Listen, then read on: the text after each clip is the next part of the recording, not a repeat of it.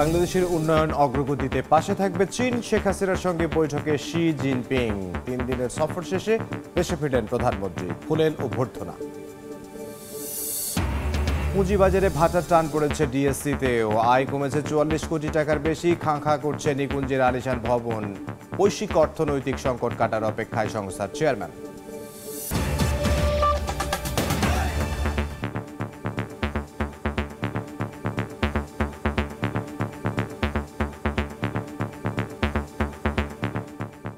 ভোরের সময় সঙ্গে আছে আমি ইমদাদুল হক। বাংলাদেশের উন্নয়ন অগ্রগতিতে চীন সবসময় পাশে থাকবে বলে প্রধানমন্ত্রী শেখ হাসিনাকে কথা দিলেন দেশটির প্রেসিডেন্ট শি জিনপিং। একই সঙ্গে বাংলাদেশের জন্য সুদমুক্ত সহ 4টি প্যাকেজে অর্থ ঋণ দেওয়ার প্রতিশ্রুতিও দিয়েছেন। রোহিঙ্গা সংকট সমাধানে মিয়ানমারকে রাজি করাতে প্রয়োজনে আরাকান আর্মির সঙ্গেও সমঝোতার আশ্বাসও দেওয়া হয়েছে। বুধবার স্থানীয় সময় বিকেলে প্রধানমন্ত্রীর সঙ্গে বৈঠক করেন শি জিনপিং। বেইজিং থেকে বিস্তারিত জানাচ্ছেন ফারুক ভূঁইয়া রবিন। চীন সফররত প্রধানমন্ত্রী শেখ হাসিনার সবচেয়ে গুরুত্বপূর্ণ বৈঠকটি অনুষ্ঠিত হল বুধবার বিকেলে। স্থানীয় সময় বিকেল 4টার পর বেজিংয়ের দ্য গ্রেট হলে পৌঁছালে প্রধানমন্ত্রী শেখ হাসিনাকে স্বাগত জানিয়ে কুশল বিনিময় করেন চীনা প্রেসিডেন্ট শি জিনপিং। এরপর দুই দেশের প্রতিনিধিদের নিয়ে দুই শীর্ষ নেতা আনুষ্ঠানিক দ্বিপাক্ষিক বৈঠকে বসেন। এতে নিজ নিজ দেশে নেতৃত্ব দেন শেখ হাসিনা এবং শি জিনপিং। গ্রেট হলের বৈঠক নিয়ে পরে হোটেল দ্য রেজিসে ব্রিফ করেন পররাষ্ট্রমন্ত্রী। জানান সফর অত্যন্ত ফলপ্রসূ হয়েছে, অব্যাহতভাবে সহযোগিতা করে যাবে। বহুল প্রত্যাশিত এই সফরে বাংলাদেশের জন্য 4 প্যাকেজে ঋণ অনুমোদনের আশ্বাস দিয়েছেন শি জিনপিং। চাইনিজ প্রেসিডেন্ট তিনি স্পষ্ট করে বলেছেন যে তোমাদেরকে আমরা অর্থনৈতিক সহায়তার ক্ষেত্রে আমরা grant, interest free loan, concessional loan এবং কমার্শিয়াল লোন এই নিয়ে আমরা একটি প্যাকেজ তোমাদেরকে দিব। রোহিঙ্গা ইস্যুর প্রসঙ্গ প্রধানমন্ত্রী না তুললেও চীনা প্রেসিডেন্ট সংকট সমাধানে কার্যকর ভূমিকা রাখার ওয়াদা পুনর্ব্যক্ত করেন। চীন এবং বাংলাদেশে বর্তমানে ক্ষমতাসীন রাজনৈতিক শক্তি আগামীতেও একযুগে এগিয়ে যাবে। দুই শীর্ষ নেতার বৈঠক থেকে সেই বার্তাই স্পষ্ট হয়েছে। রোহিঙ্গা সংকট সমাধান সহ ভূ রাজনৈতিক বিভিন্ন ইস্যুতে চীনের প্রেসিডেন্ট শি জিনপিং এর কাছ থেকে ইতিবাচক সাড়া পেলেন প্রধানমন্ত্রী শেখ হাসিনা। আর এসব কারণেই বাংলাদেশ ও চীনের কূটনৈতিক সম্পর্কের সুবর্ণ জয়ন্তীর আগের বছর প্রধানমন্ত্রীর বেজিং সফরকে বেশ তাৎপর্যপূর্ণ বলে মনে করেন নীতি নির্ধারকরা। ফারুক ভূঁইয়া রবিন, সময় সংবাদ, বেইজিং, চীন। 3 দিনের চীন সফর শেষে দেশে ফিরেছেন প্রধানমন্ত্রী শেখ হাসিনা। তাকে ফুল দিয়ে অভ্যর্থনা জানান সড়ক পরিবহন সেতুমন্ত্রী ওবায়দুল কাদের। প্রধানমন্ত্রী ও তার সফর সঙ্গীদের বহনকারী বাংলাদেশ এয়ারলাইন্সের বিমানটি বুধবার রাত 12:30টার দিকে ঢাকার হযরত শাহজালাল আন্তর্জাতিক বিমানবন্দরে অবতরণ করে। সেতুমন্ত্রীর সঙ্গে তথ্য ও সম্প্রচার প্রতিমন্ত্রী মোহাম্মদ এ আরাফাত এবং ধর্মমন্ত্রী ফরিদুল হক খানও প্রধানমন্ত্রীকে শুভেচ্ছা জানান।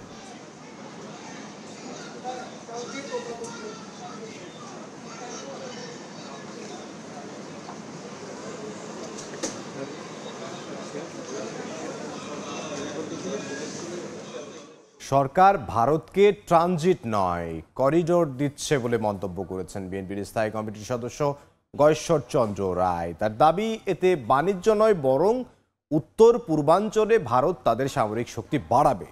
বুধবার বিকেলে ঢাকা রিপোর্টার্স ইউনিটি মিলনায়তনে এক আলোচনা সভায় কথা বলেন তিনি। ভারত থেকে ভারত যাবে বাংলাদেশের উপর দিয়ে, এটা ট্রানজিট না, এটার নাম হলো করিডোর। এখানে কোনো চেক নাই, সে অস্ত্র নিচ্ছে না পণ্য নিচ্ছে। এটা কিন্তু বাণিজ্যিকভাবে তারা লাভবান না। তাহলে কেন করতেছে? এটা সামরিক শক্তি ব্যবহার করে বাংলাদেশটাকে। আর সেই আমার দেশটা যদি ভারত ব্যবহার করে, আর ভারতকে যারা আক্রমণ করবে তারা আমার দেশটাকে আক্রমণ করে আমাদেরকে পরাস্ত করে তো ভারতীয় সীমান্তে যেতে হবে। তাই আমরা ক্রস ফায়ারে করব। হাসিনা চুক্তি করতে পারে, কিন্তু আমরা যদি সজাগ থাকি বাস্তবায়ন করতে পারবেন না। ভোরের সময় আরও থাকছে। অনিয়মেই চলছে টিসিবির ফ্যামিলি কার্ডে পণ্য বিক্রি। দায় নিতে নারাজ ডিলার। জালিয়াতির সুযোগ নেই বলছে জনপ্রতিনিধি। স্মার্ট কার্ডে সমাধানের আশ্বাস সংস্থাটির। শরীয়তপুরের কাজিরহাট, এখানে কাজের সন্ধানে ভোর থেকেই জড়ো হওয়া শুরু করেন শ্রমিকরা। যাদের প্রয়োজন তারা এখানে এসে দরদাম করে নিয়ে যান দেশের বিভিন্ন স্থান থেকে আসা শ্রমিকদের। এই মুহূর্তে শ্রম হাটে আছেন সহকর্মী BM ইসরাফিল, সরাসরি যুক্ত হচ্ছে তার সঙ্গে।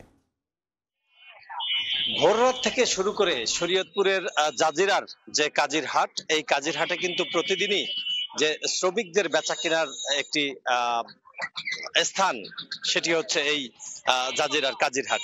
আমি আপনাদের দেখাবো যে এখানে কিন্তু সেই কাকডাকা ভোর থেকে, অর্থাৎ ফজরের নামাজের আগ থেকে কিন্তু এখানে অদ্যাবধি পর্যন্ত, মানে এই সময়টা পর্যন্ত কিন্তু এখন এখানে অনেক শ্রমিকরা এখনো রয়েছেন। তবে ভোররাতে যখন ঠিক ফজর আজান দেয়, ঠিক তখন থেকেই কিন্তু এখানে শ্রমিকরা আসতে শুরু করে এবং ঠিক 1 ঘন্টার মধ্যেই, অর্থাৎ 5:30টার মধ্যেই শ্রমিকদের বেচা কেনে শেষ হয়ে যায়। এই মুহূর্তে শ্রমিক আমরা কিছুটা কম দেখলেও এখানে কিন্তু আধা ঘন্টা আগে, অর্থাৎ 30 মিনিট আগে কিন্তু এখানে দাঁড়াবার সুযোগ ছিল না। অর্থাৎ আমরা দেখেছি যে সাধারণ মানুষ, এই এলাকার যারা কাজ করেন, এই এলাকায় যারা শ্রমিকের কাজ করানো থাকেন মাঠে ঘাটে বিভিন্ন কাজে, বিশেষ করে এই মৌসুমটা হচ্ছে আপনার পাট কাটা মৌসুম এবং এখানকার পানিটা কিছু বৃদ্ধি পাওয়া কিন্তু সাধারণ মানুষগুলো, অর্থাৎ যারা শ্রমিক রয়েছে তাদেরকে পাট কাটার জন্য তাদের নিজের কাজের জন্য নিয়ে যায় এবং সেখানে আমরা দেখেছি যে এই শ্রমিকগুলো সকাল থেকে একবার ভোর রাত থেকে এখানে দাঁড়িয়েছিল এবং সেই বিভিন্ন ক্রেতাদের হাক ডাকেই কিন্তু এখানে শেষ হয়েছে আজকের এই অনেকটা শেষের দিকে। কিছু শ্রমিকরা এখনো রয়েছে যারা আপনার কিছুক্ষণ পরেই তাদেরও কাজ থাকলে তারা চলে যাবে, অন্যথায় যদি কাজ শেষ হয়ে যায় সেক্ষেত্রে কিন্তু কাজ না পায়, সেক্ষেত্রে তারা এখান থেকে তাদের কর্মস্থল, অর্থাৎ যেখানে তারা তাদের বাড়িতে বা তারা যেখানে থাকছেন সেখানে চলে যাবে। প্রতিদিন সব শ্রমিকই কিন্তু বিক্রি হচ্ছে না। তবে এখানে আমি আরেকটি বিষয় জানিয়ে রাখি যে এই শ্রমিকরা তারা সাধারণত চাঁপাইনবাবগঞ্জ, সিরাজগঞ্জ, গোপালগঞ্জ, রাজশাহী, নরসিংদী, সাতক্ষীরা, গাইবান্ধা, রংপুর, জামালপুর এলাকা সহ আরো বেশ কিছু, অর্থাৎ উত্তরবঙ্গের যে এলাকা রয়েছে সেখান থেকে কিন্তু এই শ্রমিকরা এখানে এসে থাকেন। এই যে সড়কটি দেখতে পাচ্ছেন, কিছুক্ষণ আগে কিন্তু এই সড়ক দিয়ে চলাচলের কোনো অবস্থা ছিল না। এখন কিন্তু শ্রমিকদের অনেকটাই কমে গেছে এবং এই শ্রমিকরা কিন্তু দেখতে পাচ্ছেন যে তারা ভ্যানে করে বিভিন্ন ভাবে তাদের যে আজকে যে কাজের জন্য তারা যাচ্ছেন সেই কাজে তারা ইতিমধ্যেই গিয়েছেন অনেক বেশিরভাগ শ্রমিকরা। এখানে তারা যেটা বলছে, শ্রমিকরা তারা চেয়েছেন কেউ 900, কেউ 800 টাকা করে তাদের দৈনন্দিন কাজের কথা বলেছেন। তবে এখনো পর্যন্ত যে শ্রমিকদের 5 থেকে 700 টাকার মধ্যেই তাদের বেচাকিনি হয়েছে এবং আমরা দেখেছি যে শরীয়তপুর, মাদারীপুর সহ জেলা শহর সহ বিভিন্ন জায়গা থেকে এই শ্রমিকদের নেয়ার জন্য এই কাজিরহাটে, অর্থাৎ শরীয়তপুরের জাজিরা উপজেলার এই কাজিরহাটে তারা এসেছিলেন এবং এই ধরনের কাজ, অর্থাৎ শ্রমিকদের এই ধরনের হাট প্রতিদিন এখানে বসা থাকে। এই ছিল শরীয়তপুর থেকে শ্রমিক হাটের সর্বশেষ খবর। শ্রমহাটের খবর জানাচ্ছিলেন সহকর্মী। বেনাপোল স্থলবন্দর ব্যবহার করে গত অর্থ বছরে ভারত বাংলাদেশের মধ্যে যাতায়াত করেছেন 22 লাখের অধিক পাসপোর্টধারী যাত্রী। ভ্রমণ কর থেকে বিদায়ী অর্থ বছরে সরকারের আয় হয়েছে প্রায় 120 কোটি টাকা। এই মুহূর্তে বন্দরের প্যাসেঞ্জার টার্মিনালে আছেন সহকর্মী আজিজুল হক। বিস্তারিত জানতে সরাসরি যাচ্ছি তার কাছে। বেনাপোল স্থলবন্দর থেকে ভারতের দ্বিতীয় বাণিজ্যিক শহর বা পর্যটন নগরী কলকাতার দূরত্ব মাত্র 84 কিলোমিটার। এই যোগাযোগ ব্যবস্থা সহজ হওয়ার কারণে প্রতি বছর চিকিৎসা, ব্যবসা, উচ্চশিক্ষা গ্রহণ এবং দর্শনীয় স্থান ঘুরতে কিন্তু প্রচুর পরিমাণে যারা বাংলাদেশে আসেন তারা এই ভারতে যান। তেমনি কিন্তু যারা ভারতীয় নাগরিক আছেন তারাও কিন্তু তাদের যারা বাংলাদেশে যারা স্বজন আছে বা ব্যবসা এবং চাকরির সাথে কিন্তু তারা বাংলাদেশে আসা যাওয়া করেন। আমরা যে 2022-2023 তাতে বেনাপোল স্থলবন্দর ব্যবহার করে 5,0478 জন পাসপোর্ট যাত্রী। এর মধ্যে বেনাপোল থেকে ভারতে গেছে 11,25,400 জন এবং ভারত থেকে বাংলাদেশে এসেছে 10,80,447 জন। ভ্রমণ কর কিন্তু বাংলাদেশ সরকারের 112 কোটি টাকা আদায় হয়েছে এবং ভিসা ফি বাবদ ভারতের যে দূতাবাস তাদের আয় হয়েছে 100 কোটি টাকার উপরে। এর আগে আমরা 2022-23 অর্থ বছরে দেখা গেছে যে 2021-22 অর্থ বছর হচ্ছে 2023-24 অর্থ বছরে সেখানে পাসপোর্ট যাতায়াত বেড়েছে যে দেখা গেছে যে 2021-22 অর্থ বছর হচ্ছে 2023-24 যে অর্থ বছরে সেখানে পাসপোর্ট যাত্রীর যাতায়াত বেড়েছে 1,25,778 জন। তবে এই পাসপোর্ট যাত্রীর যাতায়াতের ক্ষেত্রে যে স্বাচ্ছন্দ্যে যে যাতায়াতের যে দাবি ছিল ব্যবসায়ীদের, সেটি কিন্তু আজও বাস্তবায়ন হয়নি। সুফলে কিন্তু ভোর 3:30টার সময় পাসপোর্ট যাত্রীরা বেনাপোল বন্দরে পৌঁছাচ্ছে, তবে যে স্থল বন্দর সেটি খুলছে কিন্তু 6:30টায়। ফলে এই দীর্ঘ 3.5 ঘন্টা কিন্তু এইসব পাসপোর্ট যাত্রীদের রোদ বৃষ্টি কখনো প্রচন্ড গরমের মধ্যে কিন্তু এই খোলা আকাশ নিচে অবস্থান করতে হয়। সাধারণ পাসপোর্ট যাত্রী আমাদেরকে বলছেন যে তাকে কিন্তু ভ্রমণ কর ছিল সেটি কিন্তু 500 থেকে 1000 টাকা বৃদ্ধি হয়েছে, কিন্তু যে সেবা সে সেবা কিন্তু পূর্বে রয়েছে, অর্থাৎ সেবার কোনো পরিবর্তন হয়নি। বাংলাদেশের পাশাপাশি ভারত অংশে পেট্রোল বন্দরে সেখানে কিন্তু জনবল কম কারণে কিন্তু যে সেটি কিন্তু যে কাজ সেটা শুরু করেছেন এবং কিন্তু যারা ভারতীয় কর্তৃপক্ষ আছে তাদেরকে তারা অনুরোধ জানিয়েছেন। তো এই ছিল বেনাপোল স্থল বন্দর থেকে 2023-24 বিদায়ী অর্থ বছরে যে 22,05,447 জন পাসপোর্ট যাত্রী বেনাপোল বন্দর থেকে ভারত এবং বাংলাদেশের মধ্যে যাতায়াত করেছেন তার সর্বশেষ। বেনাপোল বন্দর থেকে সহকর্মী আজিজুল হক। ব্যবহার বাড়ছে মোংলা বন্দরের, এর সঙ্গে বাড়ছে রাজস্ব আয়ও। 2022-23 অর্থ বছরের তুলনায় সদ্য বিদায়ী অর্থ বছরের রাজস্ব বেড়েছে 28% বেশি। সংশ্লিষ্টরা বলছেন পশুর চ্যানেল নিয়মিত ড্রেজিং, আধুনিক যন্ত্রপাতি সংযোজন এবং বিভিন্ন সুযোগ সুবিধা বৃদ্ধি সহ নানা উদ্যোগের কারণে ব্যবসায়ীরা এই বন্দর বেশি ব্যবহার করছেন। মাহমুদ হাসানের পাঠানো তথ্য, মাসুদ রানার ছবি নিয়ে রিপোর্ট। কর্মচঞ্চল মোংলা বন্দর। পদ্মা সেতু চালুর পর বন্দরটি দিয়ে আমদানি রফতানির পরিমাণ বাড়তে থাকে। খুলনা মোংলা রেলপথ চালু হওয়ার পর বাণিজ্যের সম্ভাবনা আরও বেড়েছে। বন্দর কর্তৃপক্ষের তথ্য মতে 2022-23 অর্থ বছরের তুলনায় গত অর্থ বছরে জাহাজ আগমনের সংখ্যা বেড়েছে 19টি, আর একই সময়ে গাড়ি আমদানির সংখ্যা বেড়ে দাঁড়িয়েছে 15,340টি এবং রাজস্ব আয় বেড়েছে 28.55%। সংশ্লিষ্টরা বলছেন পশুর চ্যানেল নিয়মিত ড্রেজিং, আধুনিক যন্ত্রপাতি সংযোজন এবং বিভিন্ন সুযোগ সুবিধা বৃদ্ধি সহ নানা উদ্যোগের কারণে ব্যবসায়ীরা এ বন্দর বেশি ব্যবহার করছেন। বন্দর যতটুকু অগ্রগতি হয়েছে, আমরা যারা ব্যবসায়ী আছে আমরা বন্দরে আরো সুযোগ সুবিধা চাই।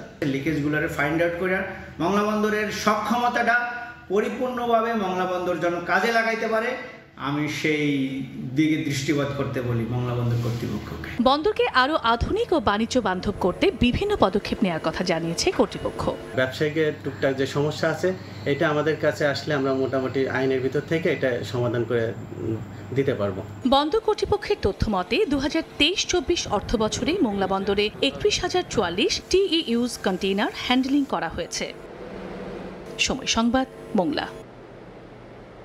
মাওয়ার শিবুলিয়া ঘাটে এখন আর ফেরির জৌলস না থাকলেও বেড়েছে অভ্যন্তরীণ পর্যটকদের আনাগোনা। রাজধানী সহ দেশের বিভিন্ন অঞ্চলের মানুষ ইলিশের স্বাদ নিতে আসেন মাওয়ায়, পাশাপাশি উপভোগ করেন পদ্মা সেতু ও পদ্মার রূপ। আর এই সুযোগে ঘাটের গোল চত্বর দিয়ে গাড়ি ঘোরাতে গেলেই জোর করে টোল আদায় করা হচ্ছে। ভুক্তভোগীরা বলছেন জোর জুলুমের লাইসেন্স সেটি। নাসিরউদ্দিন উজ্জ্বলের রিপোর্ট, ছবি তুলেছেন আবু সাইদ।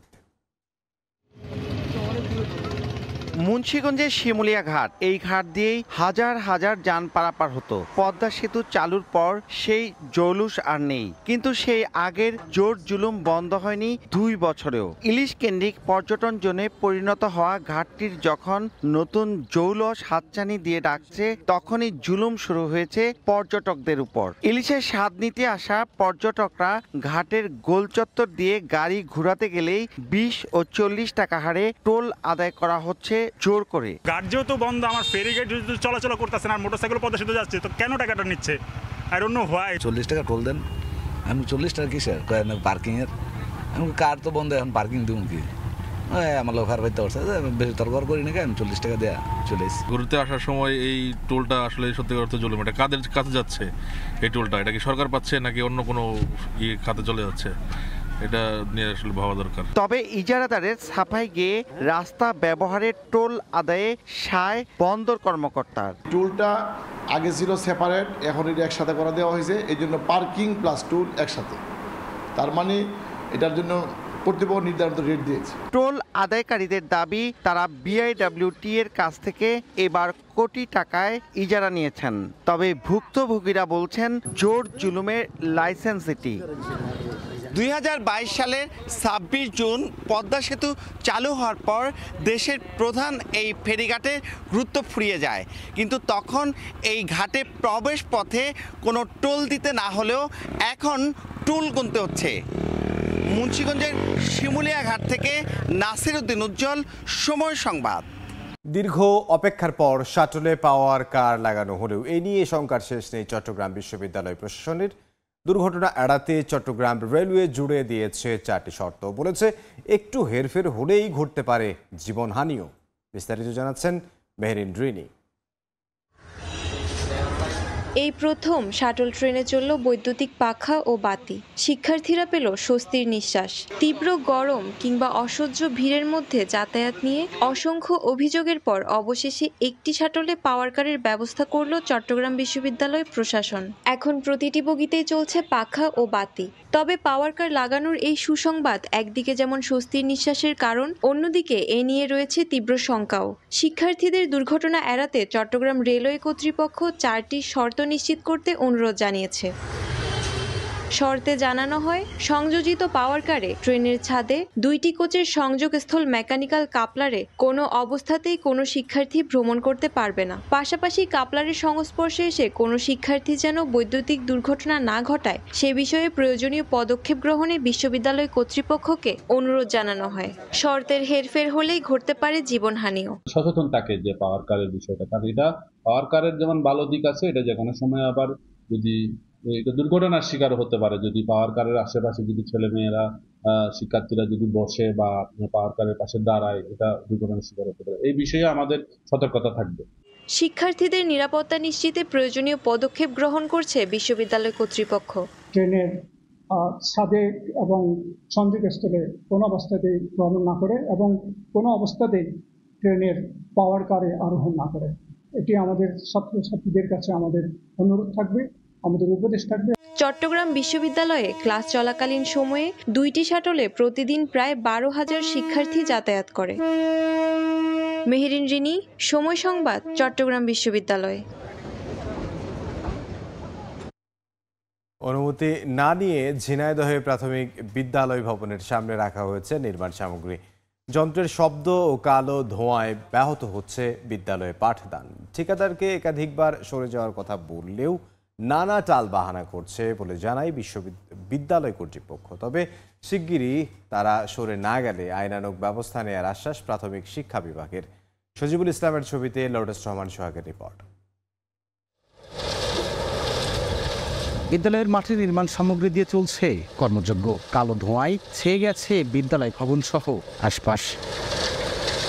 ঝিনাইদহ সদর উপজেলার খরাশুনি প্রাথমিক বিদ্যালয়ের মাঠে এভাবেই অনুমতি না নিয়ে কাজ করছে মেসার্স শহীদুল এন্টারপ্রাইজ নামের এক ঠিকাদারি প্রতিষ্ঠান। বিদ্যালয়টি থেকে প্রায় 5 কিলোমিটার দূরে কালীগঞ্জ উপজেলার তুলকুপ এলাকায় সড়ক সংস্কারের কাজ করছে প্রতিষ্ঠানটি। অথচ গত 1.5 মাস ধরে এ মাঠে বসানো হয়েছে পাথর বালু মিশ্রণ প্লান্ট ও বিটুমিন গলমুখ চুলা। এসব চুলায় পোড়ানো হচ্ছে পুরাতন টায়ার। প্লান্টের শব্দ কালো ধোঁয়ায় ব্যাহত হচ্ছে বিদ্যালয়ের পাঠদান, এমনকি বন্ধ হয়ে গেছে শিশুদের খেলাধুলাও।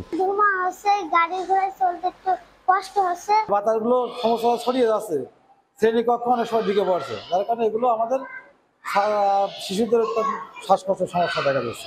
বাচ্চারা খুবই অশান্তি, অসুস্থ হয়ে পড়ছে, লেখাপড়া করতে পারছে না। বিদ্যালয় কর্তৃপক্ষের অভিযোগ, জোর করে মাঠ দখল করেছে ঠিকাদারি প্রতিষ্ঠান। তবে ঠিকাদারি প্রতিষ্ঠানের দাবি, বিদ্যালয় বন্ধ থাকায় নির্মাণ সামগ্রী রেখেছেন তারা। ছেলে মেয়েদের এই লেখাপড়ার জন্য এই যে পরিবেশ নষ্ট হচ্ছে, তার কারণে আমি গত 8 তারিখে এই প্ল্যান বন্ধ করে দেওয়া সত্ত্বেও পরবর্তীতে আবার কে বা কারা এসে আবার প্ল্যান শুরু করে দিয়েছে। পাথরগুলো সেখান থেকে উত্তোলন সরিয়ে নিয়ে যাওয়ার জন্য এটা ব্যবস্থা করছে। গ্রীষ্মকালীন ছুটি থাকার কারণে স্কুলে মাল ফেলছিলাম, এবার স্কুল বন্ধ ছিল, আর বৃষ্টির কারণে আমাদের কাজটা ধরতে ডিপার্টমেন্ট দেরি করেছে। আর আমাদের 3 দিন সময়, আমরা 3 দিনের ভিতরে ইনশাল্লাহ কাজ মাল এখান থেকে সব সরাই নেব। শিক্ষা অফিস বলছে, শিগগিরই এসব উপকরণ না সরিয়ে নিলে নেওয়া হবে আইনানুগ ব্যবস্থা। এই সময়ের ভিতরে যদি এই মালামালগুলো সরাই না নেয়, তাহলে আমাদের শিক্ষার্থীদের স্বার্থের বিবেচনায় আমরা আইনগত ব্যবস্থা নেব। খরাশুনি সরকারি প্রাথমিক বিদ্যালয়ের শিক্ষার্থীর সংখ্যা 185 জন। লোটাস রহমান সোহাগ, সময় সংবাদ, ঝিনাইদহ। বাজারে লেনদেনের ভাটা টান লেগেছে ঢাকা স্টক এক্সচেঞ্জ ডিএসই গায়েও। রাজধানীর মতিঝিল থেকে নিকুঞ্জ গিয়ে আলিশান ভবন বানিয়েছে ঠিকই, কিন্তু মিলছে না ব্রোকারেজ হাউসের দেখা। অনেকেই আবার অফিস বন্ধ করে ছাড়ছে ডিএসসির নিকুঞ্জ ভবন। এমন বাস্তবতায় বছর ব্যবধানে সংস্থাটির আয় কমেছে ৪৪ কোটি টাকার বেশি। তাহলে বিনিয়োগকারীদের আস্থা ফিরবে কিভাবে? এমন প্রশ্নের জবাবে ডিএসসি চেয়ারম্যান বলছেন, বৈশ্বিক অর্থনৈতিক সংকট না কাটলে কাটবে না পুঁজিবাজারের বেহাল দশা। আলতাফ হোসাইনের রিপোর্ট। লেনদেন চলছে অথচ ফাঁকা প্রাইলিং সিকিউরিটিজ লিমিটেড নামে এই ব্রোকারেজ হাউসটি। নেই বিনিয়োগকারীর আনাগোনা, আসছে না কাঙ্ক্ষিত আয়। তাই ২ বছর আগে নিকুঞ্জে খোলা শাখা অফিসটি বন্ধ করে দিতে বাধ্য হচ্ছে প্রতিষ্ঠানটি। প্রত্যেক মাসে আমাদের লস আসছে। আর একটা ব্রাঞ্চ আছে উত্তরাতে, এটা আমাদের ক্লোজ করে ওখানে চলে যাচ্ছে। পুঁজিবাজারের এমন বেহাল দশার আঁচ লেগেছে স্বয়ং ডিএসসির গায়ে। সরেজমিনে দেখা যায় সংস্থাটির নিকুঞ্জ ভবন ছেড়ে ইতিমধ্যেই চলে গেছে শাকো সিকিউরিটিজ সহ কয়েকটি প্রতিষ্ঠান। শুধু তাই নয়, ভবনটি উদ্বোধনের ৫ বছর পার হতে চললেও এখনও ফাঁকা পড়ে আছে ৮০টিরও বেশি হাউস। অথচ বিলাসী ভবনটির বিদ্যুৎ বিল সহ বাৎসরিক খরচ মেটাতেই চলে যাচ্ছে প্রায় ১৫০ কোটি টাকা। হিসাব বলছে ব্যবসা মন্দায় ২০২২-২৩ অর্থ বছরে ডিএসসির আয় ৪৪ কোটি ১০ লাখ টাকা কমে নেমেছে ৮০ কোটি ৬০ লাখ টাকায়। এতে সরকারও হারিয়েছে অন্তত ২৯ কোটি টাকার রাজস্ব। ব্রোকার্সদের সংগঠন ডিবিএ বলছে, ডিএসসির এমন বেহাল দশাই সামনে আনছে পুরো পুঁজিবাজারের বর্তমান অবস্থা। বিনিয়োগকারীদের আস্থা ফেরাতে তাই আরও কৌশলী হওয়ার তাগিদ সংগঠনটির। রেন্ট দিতে পারছেন না, এটার 100% ইউটিলাইজেশন হচ্ছে না। সো এটা হচ্ছে যে this is my failure, so it's a management failure. It was not expected যে ঢাকা স্টক এক্সচেঞ্জ এই পর্যায়ে এসে এভাবে চলবে। এমন বাস্তবতায় সবকিছু ছাপিয়ে ডিএসসির নিকুঞ্জ ভবনটিকে পুঁজিবাজারের কেন্দ্রবিন্দুতে পরিণত করাকেই বড় চ্যালেঞ্জ হিসেবে দেখছেন ডিএসসি চেয়ারম্যান। সেই ক্রান্তিকাল ডিএসসির মধ্যেও লেগেছে এবং সেখানে আমরা চেষ্টা করছি যে কিভাবে এগুলোকে ভালো করা যায়। কিছু কিছু ব্রোকারেজ হাউস হয়তো এখান থেকে চলে গিয়েছে। ২০১৯ সালের অক্টোবরে রাজধানীর মতিঝিল ছেড়ে নিকুঞ্জে আসে ডিএসসি, যদিও তাতে খুব একটা সুফল বয়ে আনছে না দেশের পুঁজিবাজারের জন্য। আলতাফ হোসাইন, সময় সংবাদ, ঢাকা। কর ও শুল্ক জটিলতায় পড়ে বাংলাদেশে কোমল পানীয় খাতে বিনিয়োগের সিদ্ধান্ত থেকে সরে যাচ্ছে তুর্কি কোম্পানি কোকা কোলা আইএসএ। কেমন উদ্বেগের কথা জানিয়েছে জাতীয় রাজস্ব বোর্ডকে চিঠি দিয়েছে বাংলাদেশ বিনিয়োগ উন্নয়ন কর্তৃপক্ষ বিডা। ব্যবসায়ী নেতারা বলছেন, রাজস্ব নীতি দীর্ঘমেয়াদী না হলে আরও মাসুল গুনতে হবে আগামীতে। বিদেশি বিনিয়োগকে গুরুত্ব দিয়ে এনবিআর পদক্ষেপ নেওয়ার পরামর্শ দিচ্ছেন সংস্থাটির সাবেক চেয়ারম্যান। ১৩ কোটি ডলারে কোকাকোলা বাংলাদেশকে প্রায় ৬ মাস আগে কিনে নেয় তুর্কি কোম্পানি সিসিআই। তখন তারা ঘোষণা দিয়েছিল আরও ১৫ কোটি ডলার বিনিয়োগের, কিন্তু বছর না পেরোতেই সেই সিদ্ধান্ত থেকে সরে এসেছে প্রতিষ্ঠানটি। বাংলাদেশ বিনিয়োগ উন্নয়ন কর্তৃপক্ষ বিডার এক চিঠিতে বলা হয়েছে, ২০২৪-২৫ অর্থ বছরের বাজেটে বর্ধিত কর ও শুল্ক বিবেচনায় এমন সিদ্ধান্ত নিয়েছে সিসিআই। বাজেটে কোমল পানীয় খাতে সম্পূরক শুল্ক ২৫% থেকে বাড়িয়ে ৩০% করা হয়েছে। এতে শিল্পের মোট কর হার দাঁড়িয়েছে প্রায় ৫৩%, যা অন্য শিল্পের তুলনায় সর্বোচ্চ। জাতীয় রাজস্ব বোর্ড এনবিআর এর কাছে বিডা ওই চিঠিটি পাঠায় গত ২ জুলাই। আগামীতে সিসিআই আর বিনিয়োগ করবে কিনা সে সংশয়ের কথাও বলা হয়েছে চিঠিতে। এ অবস্থায় কোমল পানীয় খাতের ন্যূনতম কর ৩ থেকে কমিয়ে ১% এবং সম্পূরক শুল্ক কমিয়ে ১৫% করার প্রস্তাব দিয়েছে বিডা। আগামী ৩ বছর তা অপরিবর্তিত রাখারও সুপারিশ করেছে সংস্থাটি। এনবিআর ঘন ঘন এই যে রেটগুলো পরিবর্তন যদি করে, তাহলে এটা বিদেশি বিনিয়োগ প্রবাহ বা আগ্রহের উপরে অবশ্যই এটা প্রভাব পড়ে। উদ্যোক্তারা বলছেন, স্বল্পমেয়াদী রাজস্ব নীতি নিয়ে দীর্ঘমেয়াদী বিনিয়োগ আকর্ষণ করা প্রায় অসম্ভব। একটা কেসই কিন্তু আমাদের জন্য যথেষ্ট অন্য বিদেশি বিনিয়োগকারীদের কাছে একটা সিগন্যাল পৌঁছানোর জন্য। বিদেশি বিনিয়োগটাকে যদি আমাদের অ্যাট্রাক্ট করে ধরে রাখতে হয়, তাহলে আমাদের দেশের policies, rules, regulation, specially taxation policies, rules, regulation, সেগুলো কিন্তু আপনার স্থিতিশীল যেটা বলি আমার স্টেবল হতে হবে। কোমল পানীয় খাতে 2023-24 অর্থ বছরে রাজস্ব আদায় হয়েছে প্রায় 1225 কোটি টাকা, যা আগের অর্থ বছরের তুলনায় 20.01% কম। বিরা জানিয়েছে, কর বৃদ্ধির কারণে ভোক্তা পর্যায়ে পণ্যটির দাম যেমন বেড়েছে তেমনি কমেছে বিক্রিও, আর এর নেতিবাচক প্রভাব পড়েছে রাজস্ব আদায়ে। ইয়ানুর শিফাত, সময় সংবাদ, ঢাকা। শেরপুরে পলিনেট হাউস পদ্ধতিতে গ্রীষ্মে শীতকালীন সবজি চাষ করে লাভবান হচ্ছেন কৃষক। এই পদ্ধতিতে সবজি খেতে ব্যবহার করা হয় না কোনো কীটনাশক, এতে গুণগত মান থাকে অটুট। বিস্তারিত জানবো, সরাসরি যাচ্ছি সদরের দিঘলদি মোল্লাপাড়ার একটি পলিনেট হাউসে। সেখানে আছেন সহকর্মী শহীদুল ইসলাম হীরা। পলিনেট হাউজের চাষাবাদ করা হচ্ছে, কৃষকরা চাষাবাদ করছেন। শেরপুরে পলিনেট হাউজ শেরপুর জেলায় রয়েছে মোট 13টি পলিনেট হাউজ। এই জেলায় মোট 13টি পলিনেট হাউজ রয়েছে, তার মধ্যে শেরপুর সদর উপজেলায় রয়েছে 3টি পলিনেট হাউজ। শেরপুরের বাকি অন্যান্য 4টি যে উপজেলা রয়েছে সেই উপজেলাগুলোতে আরও 10টি পলিনেট হাউজ স্থাপন করা হয়েছে কৃষি বিভাগের পক্ষ থেকে। এই পলিনেট হাউজের বিশেষত্ব হলো ইস্পাতের অবকাঠামোর উপর নির্মিত একটা ঘরের মতো। এটা মূলত এই উপরে থাকে পলিথিন, মোটা পলিথিন দিয়ে দেয়া থাকে এবং চারদিকে সরু ছিদ্রের নেট দেয়া থাকে এবং সরু ছিদ্রের নেট দেয়া থাকার পরে এই পলিনেট হাউজের ভিতরে বিশেষ কায়দায় পানির ব্যবস্থা করা হয়ে থাকে। আর বিশেষ কায়দায় যেহেতু পানির ব্যবস্থা করা হয়ে থাকে, সেক্ষেত্রে এই ক্ষেত্রে এখানকার তাপমাত্রাও নিয়ন্ত্রণ করা যায়। যেহেতু পলিনেট হাউজের চতুর্দিকে সরু ছিদ্রের নেট দেয়া থাকে, এই নেট দেয়া থাকার কারণে আপনার বিভিন্ন ক্ষতিকারক কোনো পোকা এখানে আসতে পারে না। ক্ষতিকারক পোকা আসতে পারে না বলে এখানে কীটনাশক দেওয়ার কোনো প্রয়োজন পড়ে না। আমরা জানতে পেরেছি এই পদ্ধতিতে চাষ করা সবজি ক্ষেত্রে শুধুমাত্র জৈব সার ব্যবহার করা হয়, এখানে রাসায়নিক কোনো সার ব্যবহার করা হয় না। আর রাসায়নিক কোনো সার ব্যবহার করা হয় না, পাশাপাশি কীটনাশক যেহেতু ব্যবহার করা হয় না, সেই ক্ষেত্রে এখানকার উৎপাদিত সবজি সাধারণত সবজির খাদ্যগুণ অটুট থাকে। একটা বিষয় আমি জানিয়ে রাখতে চাই, এই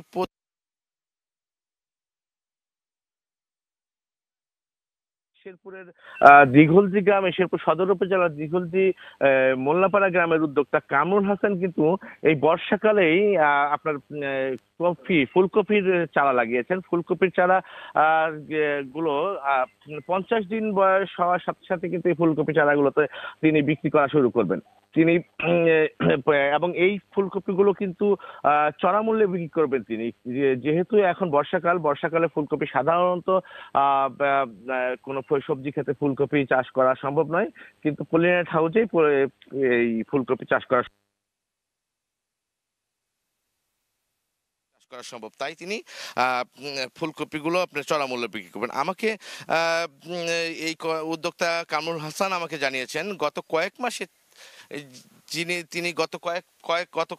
তিনি এই ফুলকপি গত কয়েক মাসে তিনি বিভিন্ন রকম সবজি উৎপাদন করে প্রায় 2.5 লক্ষাধিক টাকা তিনি বিক্রি করেছেন। তো শেরপুরে পলিনেট হাউজ রয়েছে মোট 13টি, তার মধ্যে শেরপুর সদর উপজেলায় রয়েছে 3টি পলিনেট হাউজ। শেরপুরে 52টি উপজেলায় শেরপুরে 52টি ইউনিয়নের স্থানীয় কৃষকরা দাবি করছেন তারা 52টি ইউনিয়নে যেন প্রত্যেকটি ইউনিয়নে একটি করে পলিনেট হাউস সরকারি স্থাপন করে দেন। তো শেরপুরে পলিনেট হাউজের বিষয়ে তথ্য এই ছিল আমার কাছে সর্বশেষ তথ্য। শেরপুর থেকে সহকর্মী শহীদুল ইসলাম হীরা। ঠাকুরগাঁওয়ে কিং চাকাপাত আমের বাম্পার ফলন হয়েছে, ফলটির চাহিদাও রয়েছে প্রচুর। জেলার আম বাগানের বেচাকেনার খবর জানবো। এই মুহূর্তে সরাসরি যুক্ত হচ্ছেন সহকর্মী জিয়াউর রহমান বকুল। বিস্তারিত জানতে যাব তার কাছে।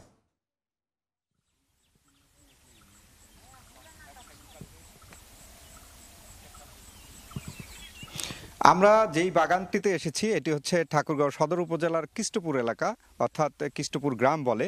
এই বাগানটিতে একজন উদ্যোক্তা এখানে কিন্তু বিদেশি জাতের আমের গাছ রোপণ করেছিল আজ থেকে 3 বছর আগে। এরই মধ্যে গেল বছরেও তারা হারভেস্ট করেছে এই বাগানের আম। তবে এই বাগানের যেই আম, সেই আমের যে বৈশিষ্ট্য আমরা যদি একটু আপনাদেরকে দেখাতে চাই, এক একটি আমের ওজন, আমরা কথা বলেছিলাম যে বাগানের যেই মালিক রয়েছে তার সাথে, তিনি যে বিষয়টি বলেছেন যে এক একটি আমের ওজন 1 কেজি সমপরিমাণ হবে এবং প্রত্যেকটি আম সত্যি দেখতে কিন্তু অসাধারণ, কারণ প্রত্যেকটি আম দেখতে একদম লাল টকটকে এবং দেখে মনে হবে যে সবগুলো আম পেকে গেছে। আসলে এই আমগুলোর কিন্তু জাতটাই এমন এবং তার যে রং সেই বৈশিষ্ট্য কিন্তু একই রকম, যে লাল রঙের হয়। আর এখানে এই বাগানটি করার পরে আমরা যেটি লক্ষ্য করেছি যে এই এলাকার মানুষ যারা রয়েছে, যারা শ্রমজীবী মানুষ রয়েছে, তাদের কিন্তু একটি কর্মসংস্থানের জায়গা হয়েছে। তারা প্রতিদিন এখানে কাজ করার সুযোগ পাচ্ছে। তবে এই বাগান থেকে এরই মধ্যে আম হারভেস্ট শুরু হয়েছে। তিনি যেই উদ্যোক্তা রয়েছেন, তিনি যে বিষয়টি আমাদেরকে জানিয়েছেন, তিনি বলছেন যে এরই মধ্যে তিনি কিন্তু আম বিক্রি করছেন বিভিন্ন জায়গায়। দেশের যেই চাহিদা সেটি কিন্তু পূরণ করছেন, পাশাপাশি এই আমের চাহিদা রয়েছে বিদেশেও। তবে এখন পর্যন্ত সেভাবে বিদেশে বাজারজাত করতে না পারলেও দেশের চাহিদা পূরণ করতে পারছেন।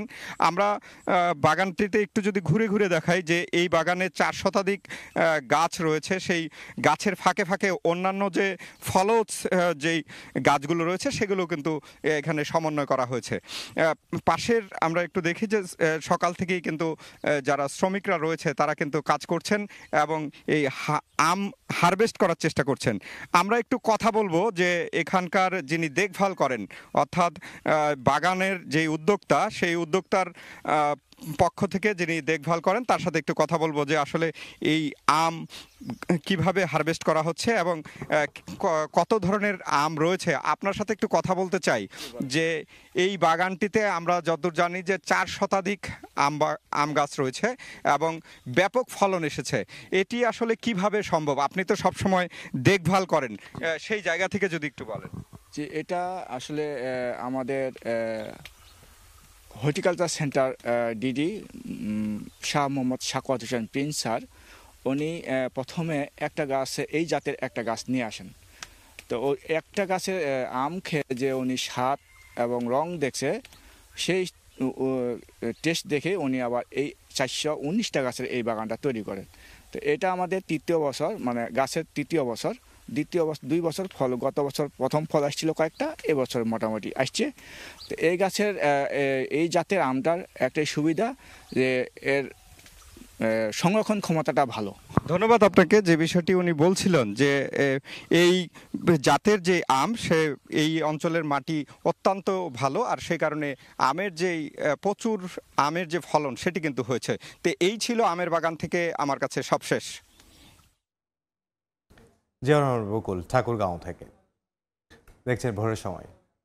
ভোরের আলো ফোটার সঙ্গে সঙ্গে ঝালকাঠি শহরের শেখ রাসেল পৌর মিনি স্টেডিয়ামে শুরু হয় শিশু কিশোরদের ফুটবল অনুশীলন। এই মুহূর্তে সেখানে আছেন সহকর্মী পলাশ রায়, সরাসরি যাব তার কাছে।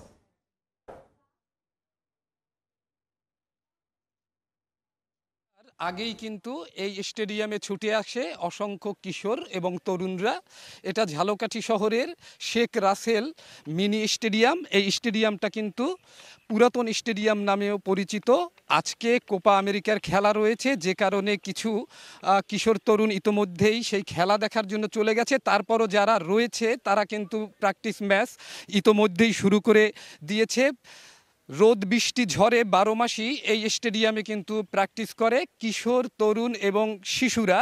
3 বয়সের যারা ফুটবল প্রেমী রয়েছে তারা কিন্তু এই মাঠেই প্রতিদিন ঘাম ঝরায়। অসংখ্য ভালো মাপের প্লেয়ার কিন্তু এই স্টেডিয়াম থেকেই বেরিয়েছে। এর মধ্যে যার নাম উল্লেখ করতেই হয় সে হলো মিরাজ, যিনি বিদেশের মাটিতেও বাংলাদেশের হয়ে অনূর্ধ্ব 19 ফুটবল টিমে নাম করেছেন।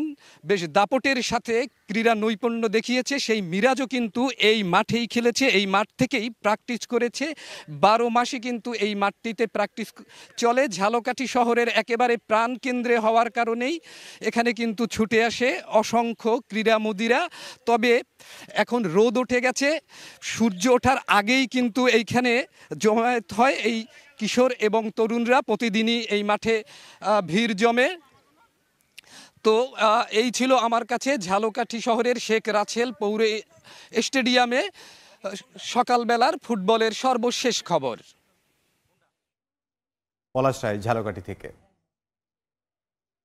জয় বাংলা ইয়ুথ অ্যাওয়ার্ডের 8ম আয়োজনের 2য় বিভাগীয় সভা অনুষ্ঠিত হলো চট্টগ্রামে ভেটেরিনারি ও অ্যানিমাল সায়েন্স বিশ্ববিদ্যালয় মিলনায়তনে। প্রান্তিক পর্যায়ে তরুণ তরুণীদের সফলতার গল্প শুনতে এবং চলতি বছরের রেজিস্ট্রেশন প্রক্রিয়া সম্পর্কে জানাতে বিভাগীয় সভার আয়োজন করে CRI এর ইয়াং বাংলা টিম। বুধবার দিনব্যাপী আয়োজনে চট্টগ্রাম জেলার তরুণ সংগঠনের প্রতিনিধি সহ অংশ নেয় রাঙামাটি, কক্সবাজার, নোয়াখালী, ব্রাহ্মণবাড়িয়ার বিভিন্ন সংগঠনের প্রতিনিধিরা।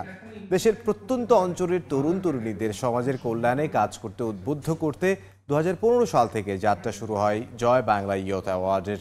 চলতি আয়োজনের রেজিস্ট্রেশন শুরু হয়েছে 28 জুন থেকে, চলবে 31 জুলাই পর্যন্ত। পর্যায়ক্রমে সব বিভাগেই অনুষ্ঠিত হবে এই সভা, যাতে অংশ নিতে পারবেন 18 থেকে 35 বছরের তরুণ তরুণীরা বলে জানিয়েছেন ইয়াং বাংলা।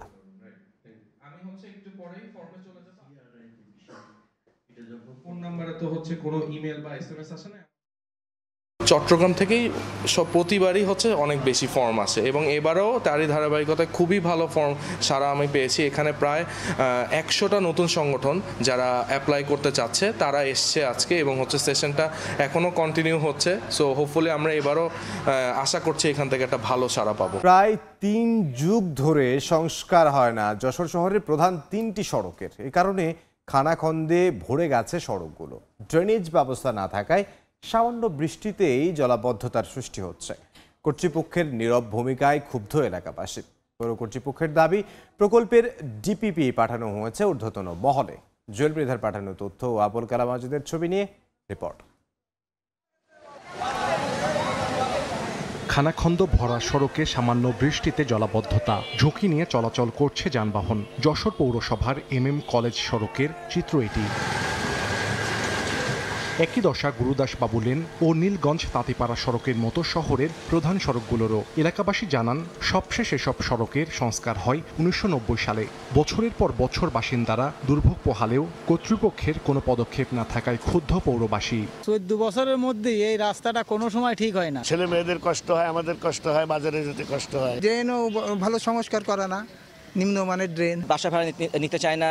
তারপরে আমরা যারা বিজনেস করি, বিজনেসে আমাদের খুবই ভোগান্তি হচ্ছে। প্রতিটা মুহূর্তে অ্যাক্সিডেন্ট, দুর্ঘটনা ঘটতেছে। ওনারা হয়তো খেয়াল করছেন না, যার কারণে আমরা এই দুর্ভোগের মধ্যে পড়ছি। রোডটা যেন ভালো করে দেয়, এই জনদুর্ভোগ আমরা চাই না। তবে পৌর কর্তৃপক্ষের দাবি, সড়কগুলো সংস্কারে ডিপিপি পাঠানো আছে ঊর্ধ্বতন কর্তৃপক্ষের কাছে। অনুমোদন পেলেই মিলবে সমাধান। এটা ওয়ার্ল্ড ব্যাংক যখন এটা সম্মতি দেবে, তারপরে আমরা এইটা টেন্ডার প্রক্রিয়ায় যেতে পারবো। এখন এটা প্রপোজালের অপেক্ষায় ঢাকাতে আছে। যশোর পৌরসভায় সড়ক রয়েছে 287 কিলোমিটার। সময় সংবাদ, যশোর। সুন্দরবনের প্রাকৃতিক ভারসাম্য ধরে রাখা সহ অভিযোজন সক্ষমতা বৃদ্ধির লক্ষ্যে বন সংলগ্ন 52টি নদী ও খালের তীরে ম্যানগ্রোভ বনায়নের উদ্যোগ নিয়েছে বন বিভাগ। এর মাধ্যমে সুন্দরবনের উপরিভাগে হারিয়ে যাওয়া অনন্য বৈশিষ্ট্য সম্পন্ন জীববৈচিত্র্য ফিরিয়ে আনতে চায়। জলবায়ু তহবিলের লস অ্যান্ড ড্যামেজ ফান্ডের ফ্রান্সের দেয়া প্রতিশ্রুত অর্থ থেকে ফরাসি উন্নয়ন সংস্থা ও IUCN প্রকল্প বাস্তবায়ন করবে। নিয়ামল হোসেন কোচির তোলা ছবিতে আবদুল্লাহ আল মামুন রুবেলের প্রতিবেদন।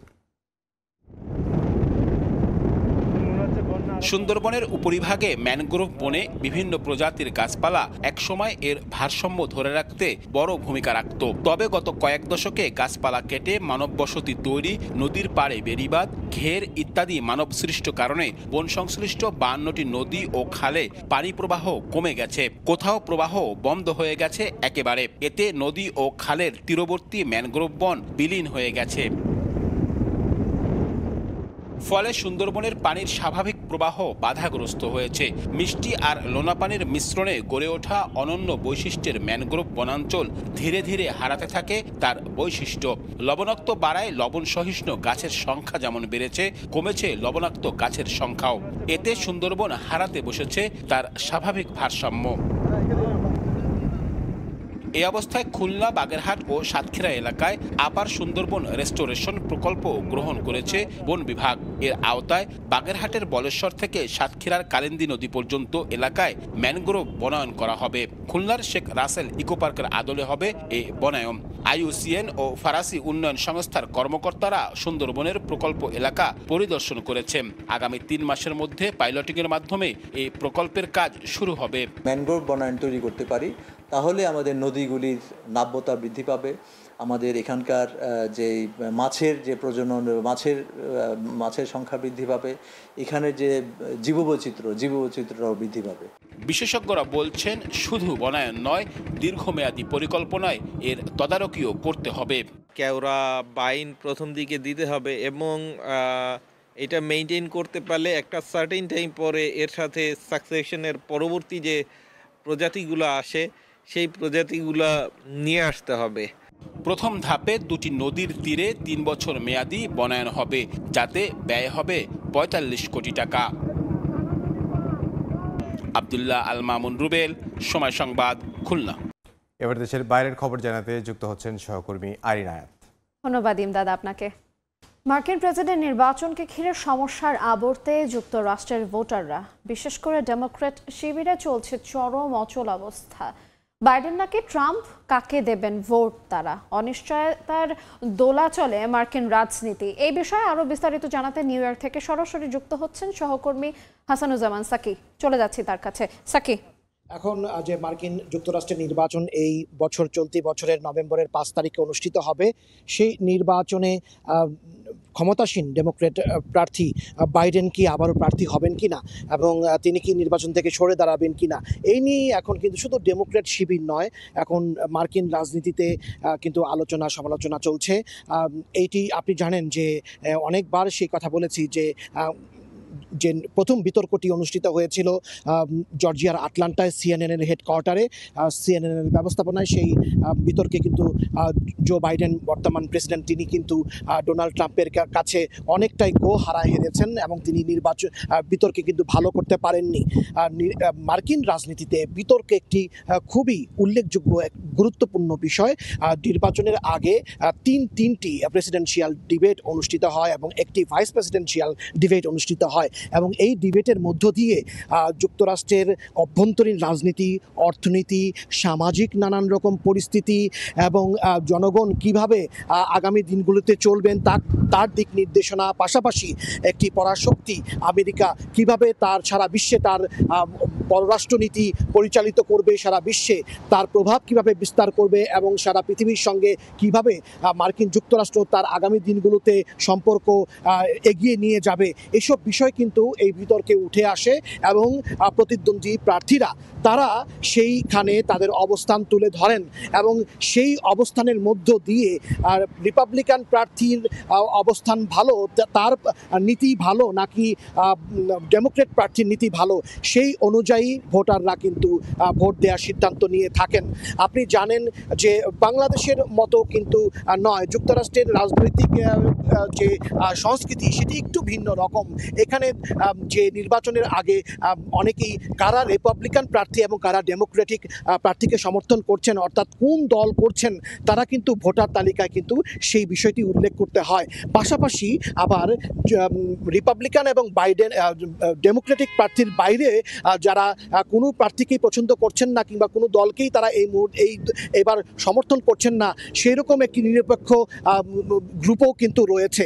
সেই জায়গা থেকে নিউ ইয়র্ক যেমন ডেমোক্রেট অধ্যুষিত একটি অঞ্চল, সেখানে ডেমোক্রেটরা জয়ী হবেন এটি যেমন আগে থেকেই ধরে নেওয়া যায়। যত খারাপই ডেমোক্রেটরা নির্বাচনে করুক না কেন, তেমনি ডেমোক্রেটদের আরেকটি বড় অঙ্গরাজ্য হচ্ছে ক্যালিফোর্নিয়া, সেখানেও ডেমোক্রেটিক প্রার্থী জয়ী হবেন। কিন্তু টেক্সাস যেমন, সেটি কিন্তু আরেকটি বড় অঙ্গরাজ্য, সেখানে রিপাবলিকান অর্থাৎ রেডদের দখলে। তেমনি কিছু কিছু অঙ্গরাজ্য রয়েছে যেমন Michigan, Georgia, Pennsylvania, Ohio, Wisconsin, এরকম কয়েকটি অঙ্গরাজ্যে কিন্তু সুইং ভোটার, সেখানে ভাসমান ভোটার, তারা কিন্তু অনেকেই কোন প্রার্থীকে বা কোন দলকে ভোট দেবেন সেটি এখনো পর্যন্ত নির্ধারণ করেননি। সেই জায়গায় এই যে সুইং ভোটারদের যে অঙ্গরাজ্য, সেই অঙ্গরাজ্যে কোন দিকে ভোটাররা এই ভোট দেবেন, কার পাল্লা ভারী হবে, রিপাবলিকান নাকি ডেমোক্রেট শিবিরে, সেটির উপরে কিন্তু জয় পরাজয় নির্ধারণ হয় এবং সেখানেই এখন জোর দেওয়া হচ্ছে। এই জায়গায় একটি গুরুত্বপূর্ণ বিষয় হয়ে দাঁড়িয়েছে যে অনেক মানুষ কিন্তু এখন ওই সুইং স্টেটের যারা এখনো কোনো দলের প্রার্থীকে ভোট দেবেন বলে সিদ্ধান্ত মনস্থির করতে পারেননি কিংবা কোনো দলের সমর্থকও নন, সেই সব অঙ্গরাজ্যের ভোটাররা এইবারের নির্বাচনে অনেকটা কিন্তু তারা একটু কেমন যেন হতাশ হয়ে পড়েছেন। তারা নির্বাচন থেকে একটু দূরে সরে গেছেন, তাদের ভোট দিতে অনীহা তৈরি হয়েছে। এই অনীহা তৈরি হওয়াটি কিন্তু বড় বিপজ্জনক হিসেবে দেখা হচ্ছে, বিশেষ করে ডেমোক্রেটদের জন্য। ডেমোক্রেট অর্থাৎ জো বাইডেনের যে দল, সেই দলের জন্য কিন্তু এটি একটি বড় একটি দুশ্চিন্তার কারণ হয়ে দাঁড়িয়েছে। কারণ যদি এই অঙ্গরাজ্যগুলোতে যদি সেখানে অনেক যারা সেই সুইংয়ের মধ্যে অ্যারাবিয়ান দেশগুলোর নাগরিক আছে, এখানে এশিয়ান নাগরিক আছে, তারা জো বাইডেনের যে মধ্যপ্রাচ্যের নীতি, যেখানে ইসরায়েল এবং গাজার যে যুদ্ধ, সেই যুদ্ধে যুক্তরাষ্ট্রের যে ভূমিকা, সেই ভূমিকায় কিন্তু মুসলিম ভোটার, এশিয়ান ভোটার এবং আরবীয় ভোটাররা তারা কিন্তু অনেকটাই মুখ ফিরিয়ে নিয়েছেন জো বাইডেনের কাছ থেকে এবং তারা অনেকটাই অনীহা প্রকাশ করছেন ভোট দিতে যেতে। এবং সেটি যদি হয় তাহলে কিন্তু বড় দুশ্চিন্তার কারণ, আমি আগেই বলেছি, সেটি বাইডেনের জন্য হবে। ইতিমধ্যে বাইডেনকে নির্বাচন থেকে দূরে সরিয়ে রাখার জন্য যে পক্ষ, সেই পক্ষটি কিন্তু আস্তে আস্তে শক্তিশালী হচ্ছে। এখন ন্যান্সি পেলোসি যে সাবেক স্পিকার, তিনিও কিন্তু বাইডেনকে বলেছেন নির্বাচন থেকে সরে দাঁড়াতে। আমরা এর আগে যে আমার রিপোর্টটি আপনারা দেখেছেন, সেখানে হলিউডের একজন বিখ্যাত অভিনেতা জর্জ ক্লুনি, তিনি কিন্তু ডেমোক্রেটদের একটি বড় দাতা, ডোনার হিসেবে কাজ করেন, তিনিও কিন্তু বাইডেনকে নির্বাচন থেকে দূরে সরে দেওয়ার জন্য অনুরোধ করেছেন। পাশাপাশি ডেমোক্রেটদের শীর্ষস্থানীয় নেতৃবৃন্দ, তারা কিন্তু একে একে কংগ্রেসম্যান, সিনেটর, তারা কিন্তু বাইডেনকে নির্বাচন করতে দিতে চাচ্ছেন না। কিন্তু বাইডেন যদি নির্বাচন না করেন তাহলে মার্কিন রাজনীতিতে কি হবে, এক বিরাট জটিল এক অবস্থানে এসে দাঁড়িয়েছে। ইতিমধ্যে প্রাইমারি নির্বাচন অনুষ্ঠিত হয়েছে এবং সেই প্রাইমারি নির্বাচনে কিন্তু জো বাইডেন কিন্তু ভোট পেয়েছেন, তিনি নির্বাচন করবেন, এটি কিন্তু অনেকটাই নিশ্চিতভাবে বলা যায়। কিন্তু এখন যদি বাইডেন যদি নির্বাচন থেকে দূরে সরে যান, তাহলে তাকেই সিদ্ধান্ত নিতে হবে যে এই বছরের নভেম্বরের 5 তারিখে যে নির্বাচন হচ্ছে, অর্থাৎ তার ক্ষমতায় থাকার দ্বিতীয় মেয়াদের যে নির্বাচন, সেই নির্বাচনে তিনি প্রার্থিতা প্রত্যাহার করে নেবেন এবং তিনি নির্বাচন করবেন না। এটি যখন তিনি বলবেন, তখন কিন্তু যে কনভেনশন, ডেমোক্রেট পার্টির যে কনভেনশন, যেটি আগামী অগাস্টের 18, 19, 20 এবং 22 তারিখে হবে ইলিনয় অঙ্গরাজ্যের শিকাগোতে, সেখানে কিন্তু সেই কংগ্রেসে কিন্তু সেই কনভেনশনে ডেমোক্রেটদের যে শীর্ষ নেতৃবৃন্দ, তারা সিদ্ধান্ত নেবেন তখন যে সেই ক্ষেত্রে বাইডেন নির্বাচন থেকে দূরে সরে গেলে তাহলে কে হবেন পরবর্তী প্রেসিডেন্ট ডেমোক্রেট প্রার্থী। এটি একটি বিরাট জটিল এক সমীকরণের আবর্তে দাঁড়িয়েছে। অন্যদিকে ডোনাল্ড ট্রাম্প কিন্তু অনেকটাই নিশ্চিত এই যে আগামী সপ্তাহে উইসকনসিনের মিলাওকিতে, সেখানে ডোনাল্ড ট্রাম্পের যে দল রিপাবলিকান, তাদের কিন্তু জাতীয় কনভেনশন অনুষ্ঠিত হচ্ছে। একেবারেই ধরে নেওয়া যাচ্ছে যে ডোনাল্ড ট্রাম্পেই কনভেনশনে সেখানে কিন্তু রিপাবলিকান প্রার্থীর মনোনয়ন পাবেন। এই ছিল আমার কাছে প্রতিদিন যে মার্কিন রাজনীতিতে নির্বাচন নিয়ে যে আলোচনা চলছে, যে পরিস্থিতি দাঁড়িয়েছে, তার সর্বশেষ। আপনাকে ধন্যবাদ। হাসানুজ্জামান সাকি, সময় সংবাদ, যুক্তরাষ্ট্র। সরাসরি যুক্ত ছিলাম যুক্তরাষ্ট্র থেকে। সদস্য দেশগুলোর প্রতি ইঞ্চি রক্ষার অধিকার রয়েছে ন্যাটোর। স্থানীয় সময় মঙ্গলবার ওয়াশিংটনে পশ্চিমা সামরিক জোটের 75তম শীর্ষ সম্মেলনে এই হুঁশিয়ারি দেন বাইডেন। সম্মেলনে ইউক্রেনকে সহায়তার বিষয়ে আলোচনা করেন জোটের নেতারা। ইউক্রেনে রাশিয়ার চলমান যুদ্ধের মধ্যেই আবার ওয়াশিংটনে জড়ো হয়েছেন পশ্চিমা সামরিক জোট ন্যাটোর সদস্য দেশগুলোর শীর্ষ নেতারা। 75তম শীর্ষ সম্মেলনে দেওয়া বক্তব্যে মার্কিন প্রেসিডেন্ট জো বাইডেন বলেন, জোটভুক্ত দেশগুলোর প্রতি ইঞ্চি মাটি রক্ষায় প্রতিশ্রুতিবদ্ধ ন্যাটো। এ সময় সবাইকে এক হয়ে রাশিয়ার কালো হাত থেকে ইউক্রেনকে রক্ষার আহ্বান জানান তিনি। রাশিয়ার হামলা প্রতিহতে ইউক্রেনকে 4000 কোটি ইউরো অর্থ সহায়তার কথা বলা হয়। এদিকে নেটোর সদস্য দেশগুলোর তাদের বিল পরিশোধ করা উচিত বলে মন্তব্য করেছেন সাবেক মার্কিন প্রেসিডেন্ট ডোনাল্ড ট্রাম্প। আগামী নির্বাচনে তিনি ক্ষমতায় গেলে জোট থেকে যুক্তরাষ্ট্রকে বের করে নিয়ে যাবেন না বলে জানান ট্রাম্প। এর আগে বাইডেনের সঙ্গে নির্বাচনী বিতর্কে ট্রাম্প বলেছিলেন তিনি ক্ষমতায় থাকলে রাশিয়া কখনোই ইউক্রেনে হামলা চালাত না। অন্যদিকে ইউক্রেন মিশনে নেটোর সঙ্গে থাকবে না বলে সাফ জানিয়ে দিয়েছে হাঙ্গেরি। তবে ইউক্রেন মিশনে না থাকলেও নেটোকে সব ধরনের সহায়তা করতে হাঙ্গেরি প্রতিশ্রুতিবদ্ধ বলে জানান দেশটির প্রধানমন্ত্রী। দস্তগীর জাহাঙ্গীর, সময় সংবাদ, ওয়াশিংটন ডিসি। যুক্তরাষ্ট্রের ওয়াশিংটন ডিসিতে ন্যাটোর ৭৫তম শীর্ষ সম্মেলনের সবচেয়ে বেশি গুরুত্ব পাচ্ছে ইউক্রেন যুদ্ধ। নিরাপদ বিশ্ব গড়তে নিজেদের মধ্যে আরও বেশি ঐক্যবদ্ধ হওয়ার আহ্বান জানান সংস্থাটির মহাসচিব জেন্স স্টলটেনবার্গ। যুক্তরাষ্ট্রের ওয়াশিংটন ডিসি থেকে ন্যাটো সম্মেলনের বিস্তারিত জানিয়েছেন দস্তগীর জাহাঙ্গীর।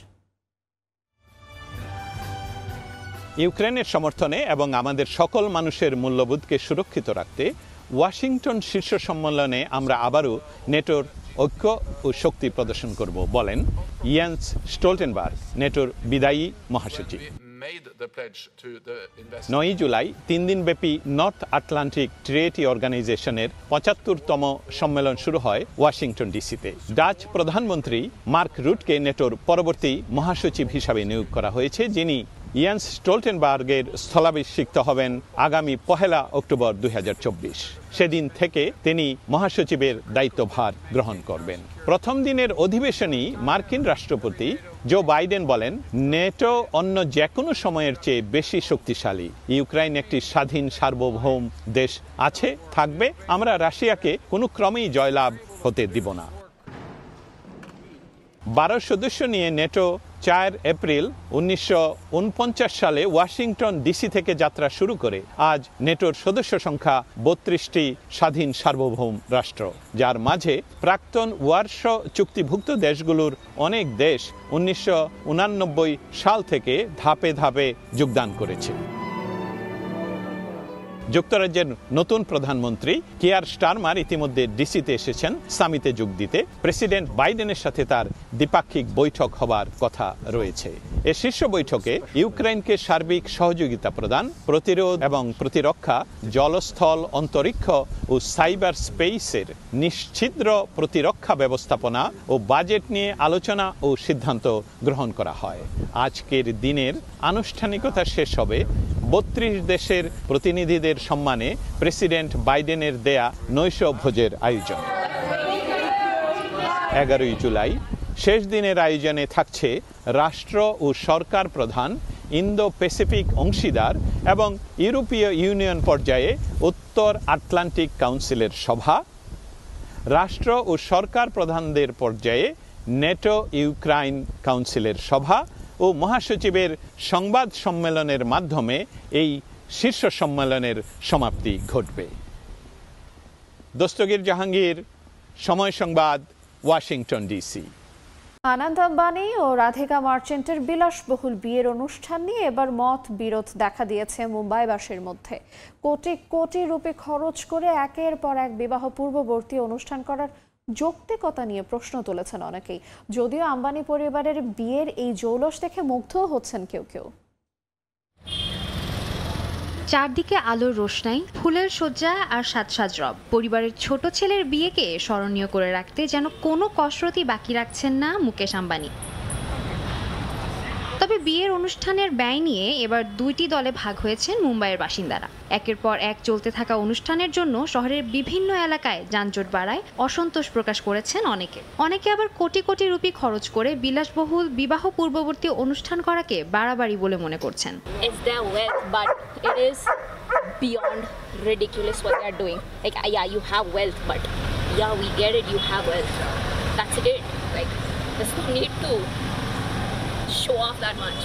আবার বিপরীত মতের অনেক মানুষেরও দেখা মিলছে। তারা বলছেন দেশ বিদেশের সব তারকার আনাগোনায় বিশ্ববাসীর নজরে আসবে ভারত।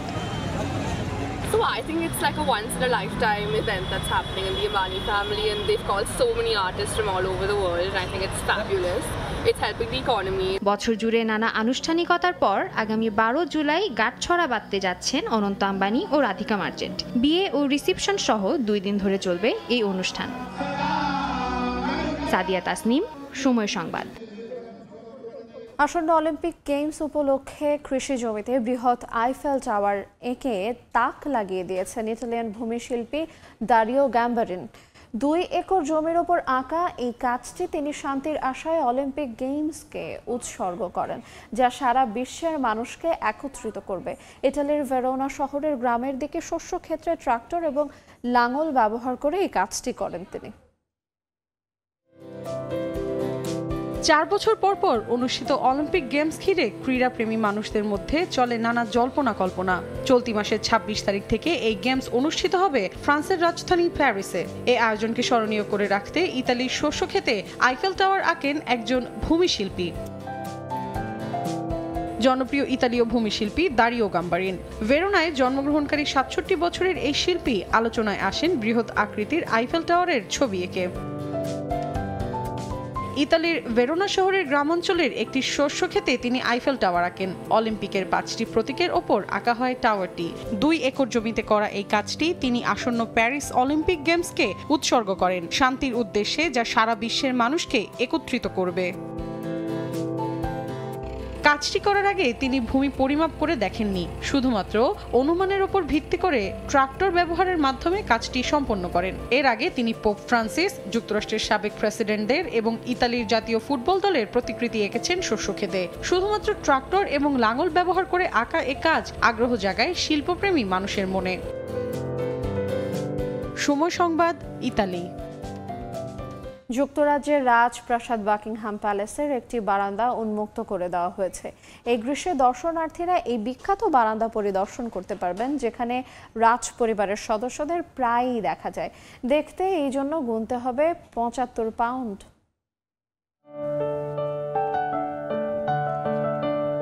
যুক্তরাজ্যের লন্ডনে ব্রিটিশ রাজপরিবারের বিলাসবহুল বাসস্থান বাকিংহাম প্যালেস প্রথমবারের মতো দর্শনার্থীদের দেখার জন্য প্রাসাদের পূর্ব শাখাটি খোলা হয়েছে, যার কেন্দ্রকক্ষ দিয়ে বারান্দায় প্রবেশ করা যায়। এই বিশেষ কক্ষটি এককালে পূর্ব উইংয়ের অংশ ছিল, যা রানী ভিক্টোরিয়া ও প্রিন্স আলবার্টের আমলে তৈরি। 1851 সালে ক্রিমিয়ান যুদ্ধের সৈন্যদের বিদায় দেওয়ার জন্য কক্ষটি প্রথমবারের মতো ব্যবহার করা হয়েছিল।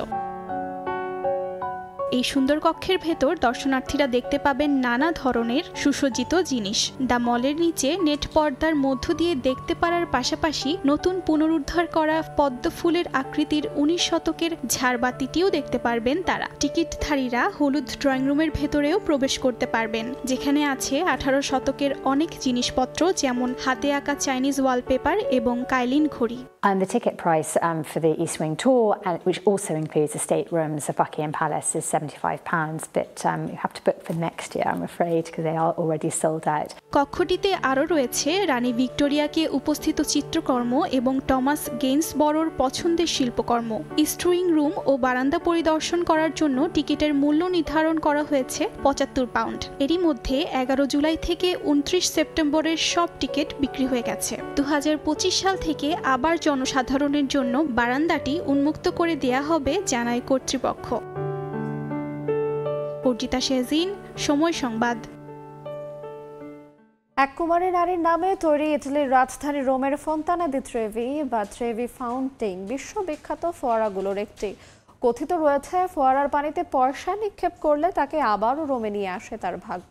প্রতি বছর এই ফোয়ারা থেকে রোম শহর কর্তৃপক্ষের আয় 1.5 মিলিয়ন ইউরোর বেশি। ইটালি থেকে হাসান মাহমুদের রিপোর্ট। রোমের এক কুমারী নারীর নামে তৈরি হয়েছিল আজকের এই ট্রেভি ফাউন্টেন। 19 খ্রিস্টপূর্বে তৈরি এই ফোয়ারার নাম ছিল ভির্গো। 21 কিলোমিটারের এই ফোয়ারাটির 19 কিলোমিটারই ছিল মাটির নিচে। পরবর্তী সময়ে এর নামকরণ করা হয় ট্রেভি ফাউন্টেন, অর্থাৎ 3 রাস্তার মোড়। রাজধানী রোমে ভ্রমণ পিপাসু এমন একজনকেও খুঁজে পাওয়া যাবে না যারা ট্রেভি ফাউন্টেন দর্শন না করে। বিশ্বের বিভিন্ন দেশের নারী, পুরুষ, শিশুরা আসে এই ফোয়ারাটি দেখতে। তারা এখানে পয়সা নিক্ষেপ করে আবারও ফিরে আসতে চান রোমে। কথিত রয়েছে, এখানে পয়সা নিক্ষেপ করলে অবশ্যই তাকে কোনো না কোনো দিন তার ভাগ্য এখানে ফিরিয়ে আনবে। আমি রোমকে ভালোবাসি। এটা আমার দ্বিতীয়বার রোমে আসা। গত বছর আমি একটা কয়েন ফেলেছিলাম, এবছর আমি আবার রোমে। points and you're going to come back to Rome. This means that you will be back in Italy. এখানে কয়েন ফেললে রোমে আসার স্বপ্ন পূরণ হয়, তাই সবাই কয়েন ফেলে। That's why everybody do that. প্রতি সপ্তাহে সিটি কর্পোরেশনের 4 জন শ্রমিক এখানে নিক্ষেপ করা পয়সাগুলো তোলেন। 2022 সালে এখানে 1.06 মিলিয়ন ইউরো আয় হয়েছিল, যা ট্রেভি ফাউন্টেনের রেকর্ড আয় ছিল। ইতালির এই ট্রেভি ফাউন্টেনে প্রতি বছর হাজার হাজার পর্যটক আসেন। তারা পানিতে পয়সা নিক্ষেপ করে নিজের ভাগ্যকে পরিবর্তন করতে চান। তারা মনে করেন এখানে পয়সা নিক্ষেপ করলে আবারও তাদের ভাগ্য এখানে নিয়ে আসবে। ইতালির রাজধানী রোমের ট্রেভি ফাউন্টেন থেকে হাসান মাহমুদ, সময় সংবাদ। ভোরের সময়ে খেলার খবর জানাতে আবারও যুক্ত হচ্ছেন সহকর্মী ইমদাদুল হক। আরিন, আপনাকে ধন্যবাদ। সংবাদের এই অংশে প্রথমে জেনে নেব আজকের আবহাওয়ার খবর। রাজধানী সহ সারা দেশে ভারী বৃষ্টিপাতের পূর্বাভাস জানিয়েছে আবহাওয়া অধিদপ্তর। আবহাওয়া অধিদপ্তর জানিয়েছে রংপুর, রাজশাহী, ময়মনসিংহ, চট্টগ্রাম ও সিলেট বিভাগে বজ্রসহ ভারী বৃষ্টিপাত এবং ঢাকা, খুলনা ও বরিশালের বিভিন্ন স্থানে মাঝারি থেকে অতি ভারী বর্ষণ হতে পারে। দিন ও রাতের তাপমাত্রায় কিছুটা তারতম্য হবার আভাসও দিয়েছে আবহাওয়া অফিস। বুধবার দেশের সর্বোচ্চ তাপমাত্রা ছিল চুয়াডাঙ্গায় 36.6 ডিগ্রি এবং সর্বনিম্ন রাঙামাটিতে 24 ডিগ্রি সেলসিয়াস।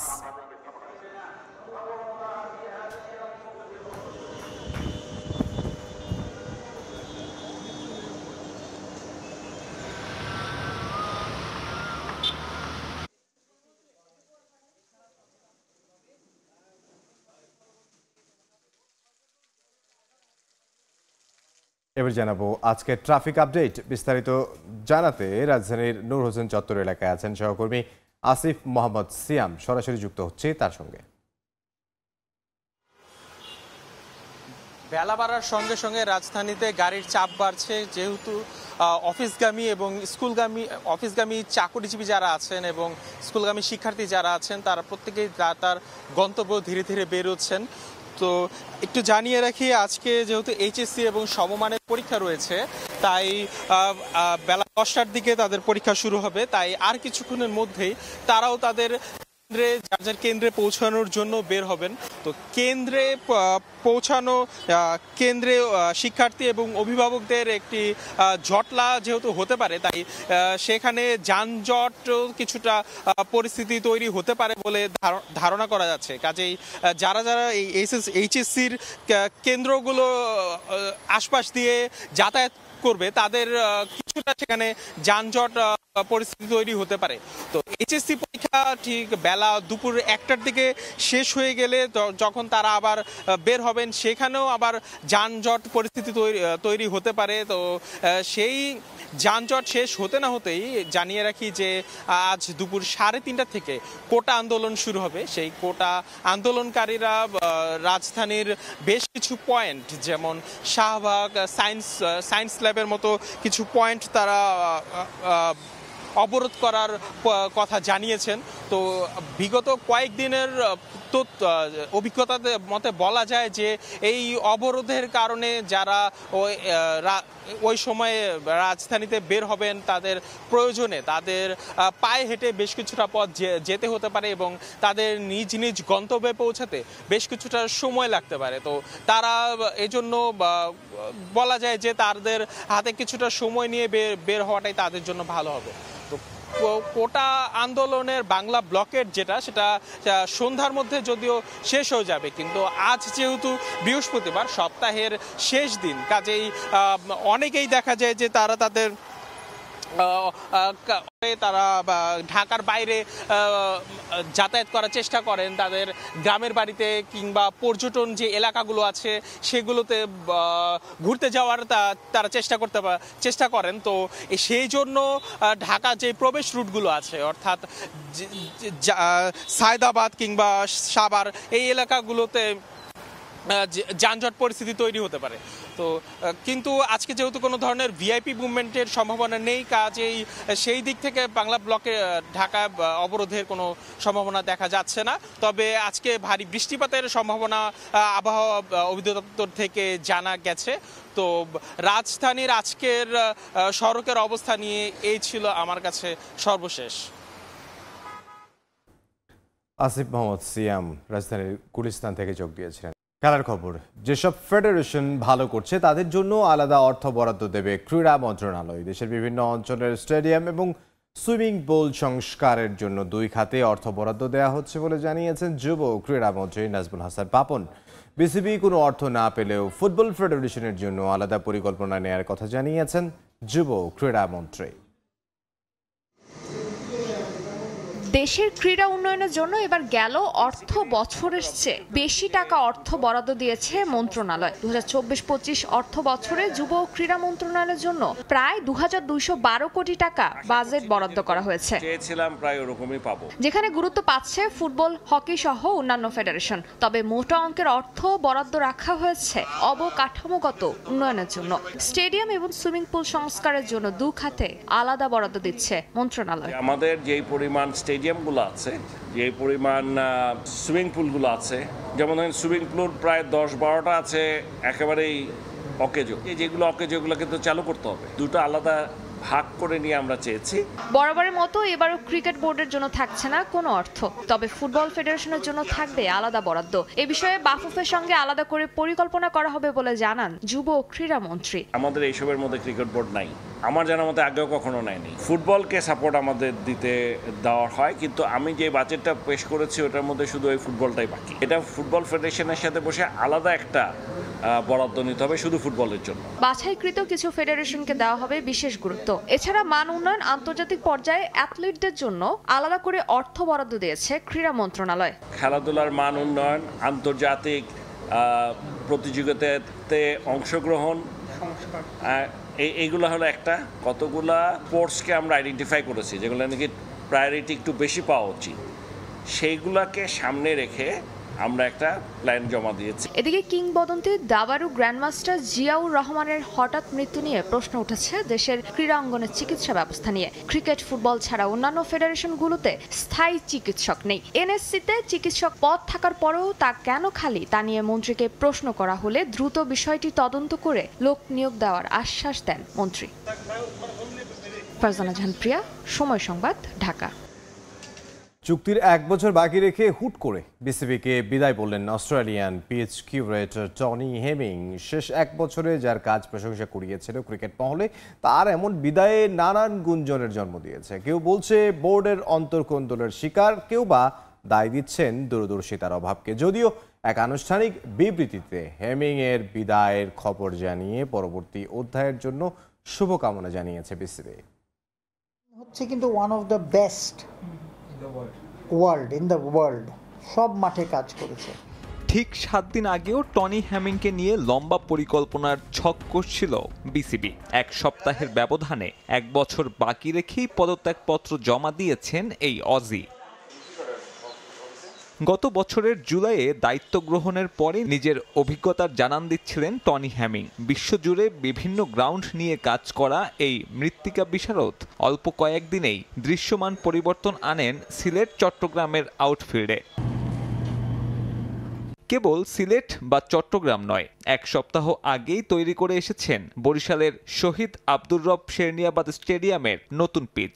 গ্রাউন্ডসের উন্নতিতে কিছু উন্নত যন্ত্রপাতি কেনার পরামর্শের পাশাপাশি মৃত্তিকা বিজ্ঞানে অভিজ্ঞ তরুণদের কিউরেটর হিসেবে গড়ে তোলার প্রচেষ্টাও শুরু করেছিলেন। এখানেও আমরা চাচ্ছি যে ভালো ছেলে পেলে যারা have studied within soil science and others, এরকম ছেলে পেলে আসলেই কিন্তু if you train them they can be very good. তবে নিজের সুদূর প্রসারী পরিকল্পনার বাস্তবায়ন তো দূরে থাক, হুট করেই হেমিং বিদায় বললেন টাইগার ক্রিকেটকে। আর তার এমন পদত্যাগে নানান গুঞ্জনের জন্ম হয়েছে ক্রিকেট পাড়ায়।